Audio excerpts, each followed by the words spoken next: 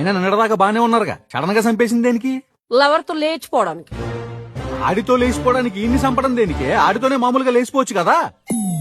ఏంటి పుల్లబాయ్ నువ్వు మాట్లాడేది? ఒక ఆడపిల్ల, మంచి కుటుంబం నుంచి వచ్చిన పిల్ల, మంచి మర్యాద తెలిసిన పిల్ల, మూడు బ్రతుకుండగానే ప్రియుడితో లేచిపోయిందని ఒక మచ్చ తన మీద పడితే తట్టుకోగలదా? కనీసం పెళ్లికి ముందాన్ని ప్రేమిస్తున్నానని పేరెంట్స్ తో చెప్పుండొచ్చు కదా.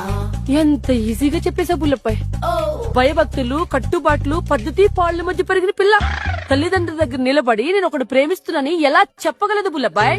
కనీసం అని లేపేసే ముందు కూర్చోబెట్టి ఒక మాట చెప్తే మనసు ఒప్పుకోకపోయినా మనిషిని బతుకుంటే చాలనుకుని ఆడే దగ్గర ఉండే ఇద్దరికి పెళ్లి చేసేవాడు కదా. ఎన్ని యుగాలు గడిచినా, ఎన్ని తరాలు మారినా మా ఆడవాళ్ళ మనసు మీ మగాళ్ళకి ఎప్పటికీ అర్థం కాదు. మొగుడే దగ్గరుండి వేరే వాడికి పెళ్లి చేశాడంటే రేపు వాడు సొసైటీలో తలెత్తు తిరగలడా?